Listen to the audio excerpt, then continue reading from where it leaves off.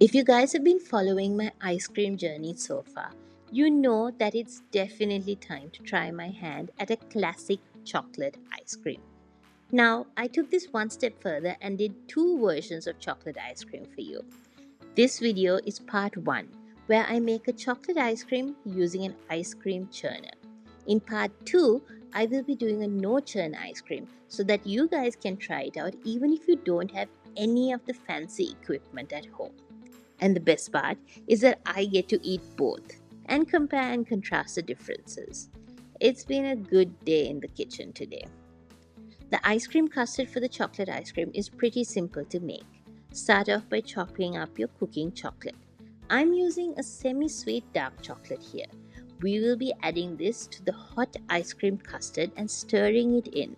So cut this into small chunks so that it melts easier. Separate out your egg yolks from the whites. I would say this is the hardest part of the whole process. I have years of experience separating out egg whites from the days of running a bakery, but I still mess this up sometimes.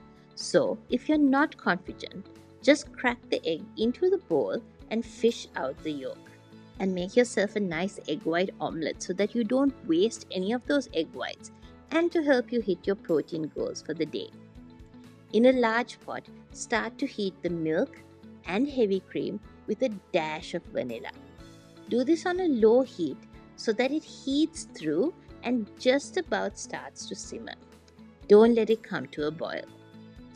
While this is heating up, whisk your egg yolks and sugar together until it's a pale yellow color. Give this a quick stir with a rubber spatula to make sure that there's no sugar left at the bottom. Then add in your cocoa powder and whisk this again. Stir it again so that everything is very well mixed through. You don't want any clumps of sugar or cocoa at the bottom of your bowl.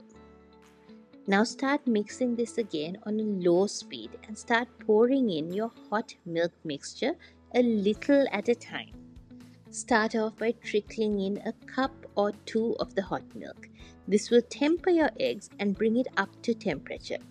Then pour in the rest of the milk. Give this a quick whisk on a medium-high speed and then pour your custard back into your saucepan. Bring this back up to a boil while stirring.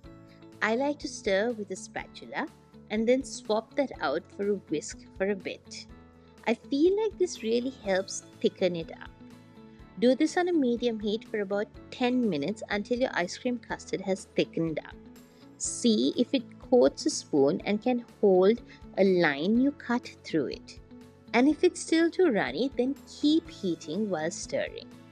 You will feel it when the custard thickens up because the spatula won't move through it as easily. And once you can coat a spoon like this, your custard is ready. At this point, add in the salt and give it a quick mix, and then add in your chopped chocolate. Let that sit in the hot custard for a few minutes. This will melt the chocolate, and then stir that in. The salt really helps to enhance the chocolatey taste, so don't skip it. Once all your chocolate is melted and mixed through, strain the custard into a bowl.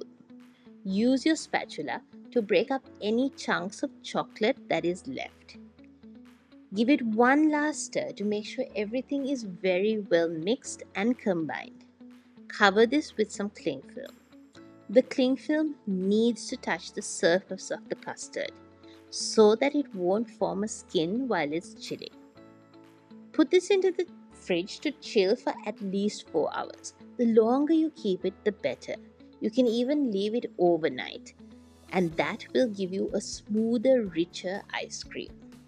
My ice cream bowl needs to freeze for anywhere from 16 to 20 hours, so I generally pop it into the freezer the day before I plan to make ice cream.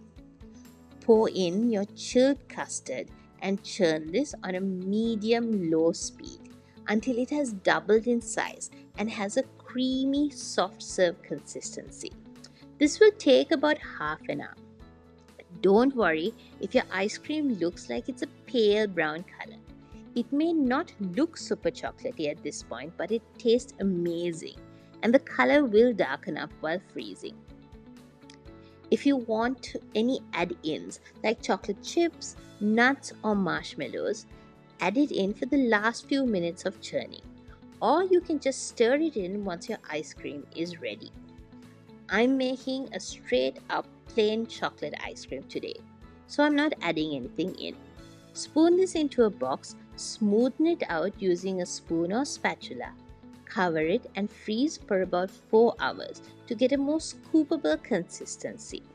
If you're freezing it overnight, you might need to leave it out for about 15 minutes before serving it. And that is my version of a classic chocolate ice cream. Yes, this whole process takes a bit of time, but honestly, it's not very hard to do. It's just a lot of waiting around for things to chill or freeze. It's so yummy and so much better for you than a lot of the store-bought ones. Now, if you don't have an ice cream churner, do not fret. I have also made a no-churn version, and I got to taste both. It's a hard job, but someone's got to do it. The no-churn ice cream was surprisingly a lot creamier, but it was also slightly sweeter on the palate.